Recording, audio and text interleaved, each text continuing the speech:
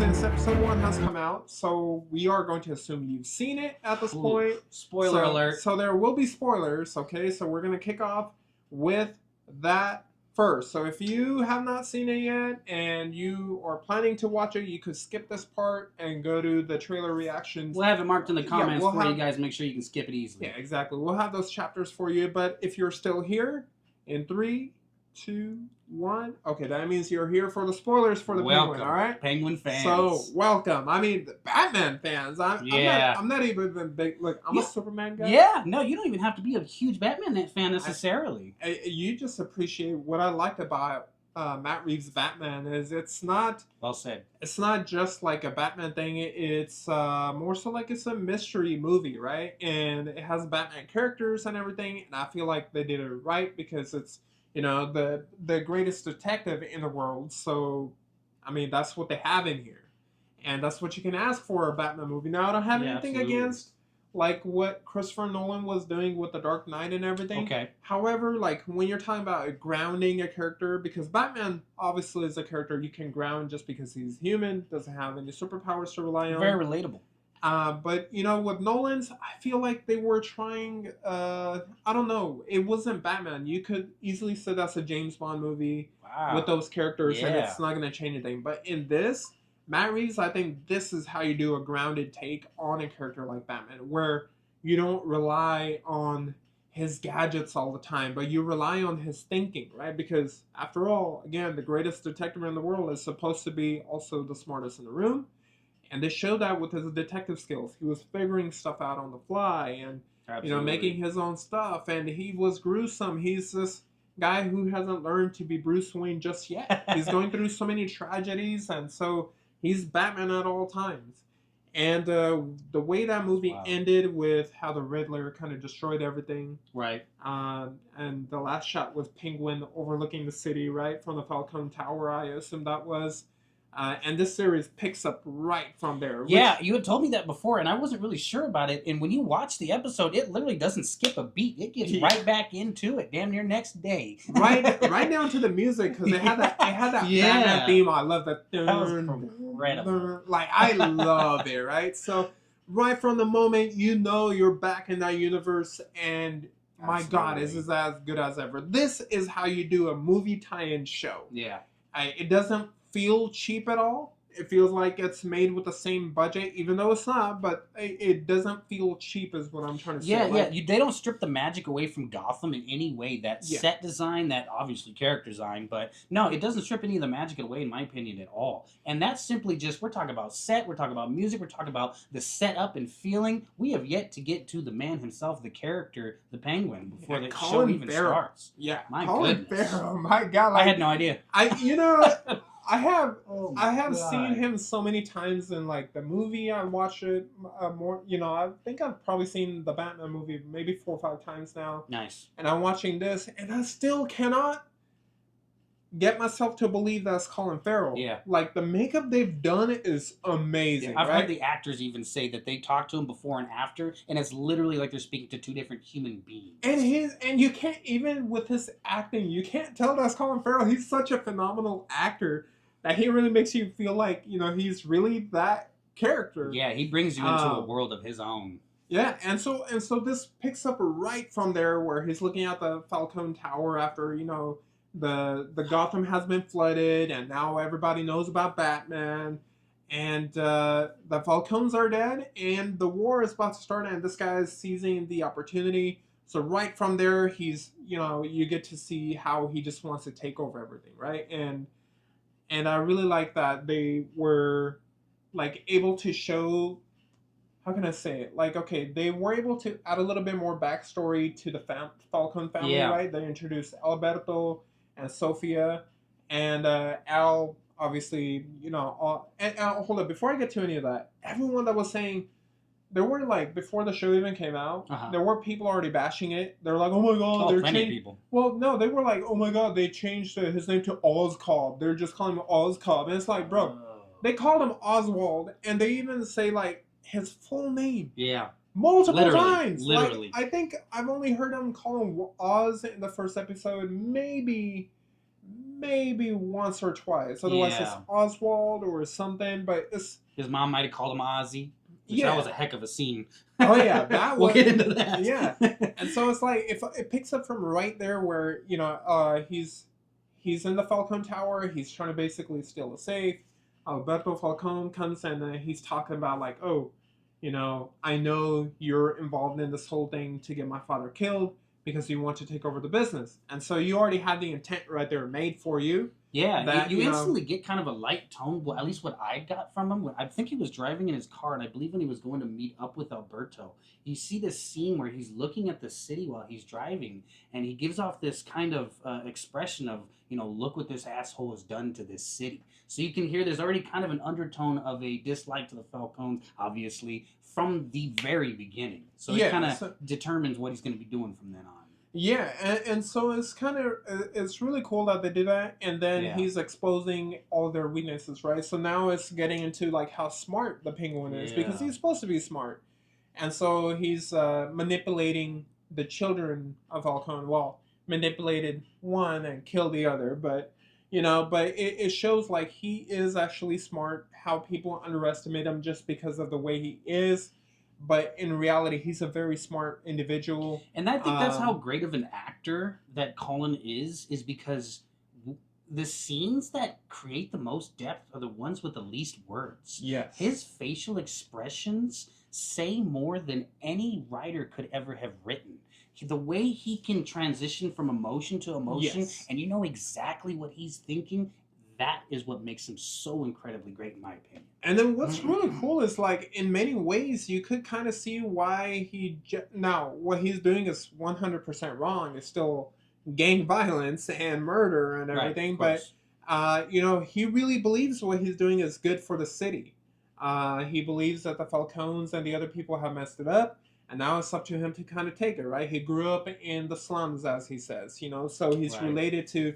And that's where the new character for the entire universe, Victor, comes in. Victor is a new, basically his first lackey, and he comes out after killing Alberto, and then Vic and his group of friends are stealing from his Maserati, and he captures them, and from there it's just like, okay, this guy's manipulating, and he's like, oh, he's like, oh, you murdered this guy? Are you getting rid of it? He's like, no. You're in on this crime too now, So it's like he takes his ID out of the wallet, like everything, man. God. And then Victor, man, he is also a great actor and a great character to add. Yeah. And that's only getting to the tip of it. You also have, Sophia. We're talking about. Sophia is like intense. A crazy, she even talks about it. She was like hospitalized in Arkham for a while, and then she's now released. And the whole time I'm watching it, I mean, maybe this is one of those predictions. I got Zack Snyder right, so maybe I'll get this prediction right. All right. What if they're gonna go in their own way in the future? Again, this is like a long shot, maybe 1 in a billion, a gazillion type of long shot. But the way that she was acting and behaving, what if she's the future Harley Quinn? Like, she is the different take in Harley Quinn for this universe. Well, you know what I mean? Yeah, remember that one, because it's like, if you watch it take. And you watch her, like, the whole story is like she's crazy and she's taking medication, but she's smart in that she's manipulated. She's the queen of chaos. Who's the king of chaos? She's pretty psychopathic, because if you remember that scene where he was asking the kid, or where she was asking the kid and Penguin, who's telling the truth? Penguin says, well, yeah, kill him if you have to. She just instantly, with no hesitation whatsoever, and then looked at the Penguin like he was wrong for it. Yeah. So she's got it in her. Listen, I'm telling you, like, I'm telling you, I was not here, or I did not grow up watching The Sopranos, and I hear everybody tell me about it. Exactly. No, exactly. But this is Sopranos for me, okay? No, he gives off huge Soprano vibes in the most perfect Gotham style way. Yeah. Well said. Listen, what I liked about the Batman, Matt Reeves' The Batman, is that it was not so focused on just the action or him being a playboy. It was focused around the drama. It was a character study of the Riddler, getting into the mind of the killer. And now we're getting into the mind of this master manipulator who's going to eventually become the Dawn of Gotham, right? That's who the Penguin is. And it's really cool that they kind of dive into the character development, and I think this is the perfect way to do it. I know some people were mad when they said, "Hey, the Penguin series will not have Chris Pattinson Batman." Great, I am out 100% with that because you want to save those special scenes for the big screen. Yeah, well said. Putting it in here is going to take away from Penguin. It's not.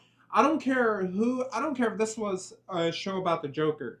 As soon as you have Batman show up, this show now becomes about the Batman because he is. That's the guy whose universe this whole thing belongs to, right? So I think it's a great call that they're not involving Batman in this. They're saving those interactions for the big pieces. Absolutely. And they're also trying to keep the attention inclusive on just like the characters we need to see, which in this case is the Penguin. That makes a lot of sense because the Batman is such a huge character. It really does take your attention. It's the same reason why a lot of these larger movies, why they had to change Colin Farrell's face, why they will take larger actors and sometimes not even accept them in these newer movies because they want you to not be distracted by the actor, but to understand the story and get in depth with what the director was trying to have you feel and not what the actor usually gives off. Yeah.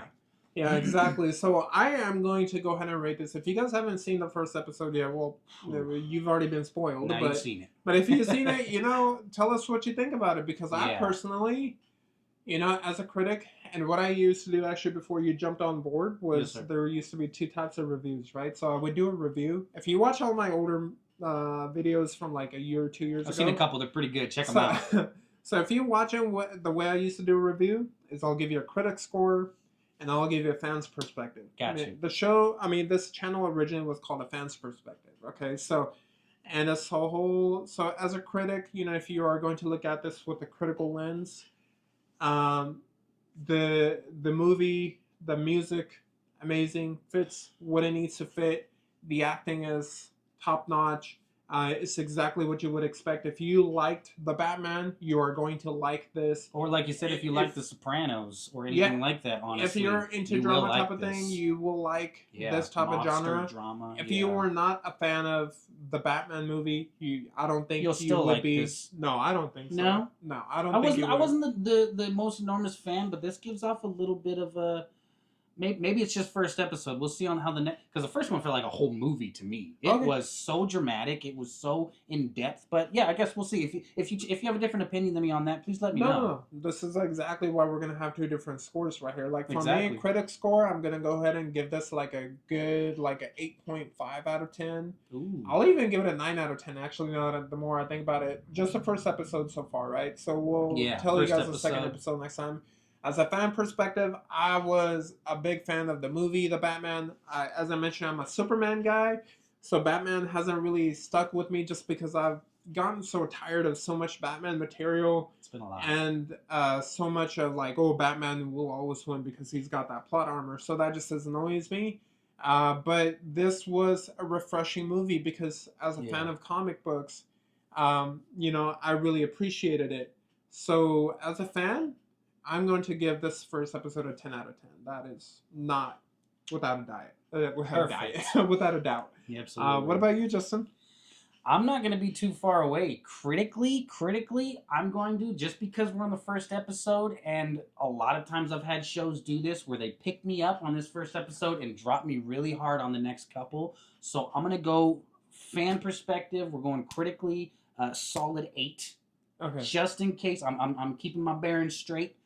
But that's critical score, fan score, just as a fanboy myself, the emotional roller coaster that it put me on while watching that episode, everything that I was not expecting anything that happens. It was just constantly on the edge of my seat. I'm going to have to go with Manny on this one. That's a perfect score, 10 out of 10. Yeah, and so there you have it. Like, I came in with a lot of expectations, looking forward to it, watched the trailers and everything, and I was hyped, and it didn't let me down. Justin came here without any, I had no expectation. Yeah, without any expectation, everything blew him out of the water. So, hey, whatever your thoughts are about this review or even about the first episode, what did you think about it?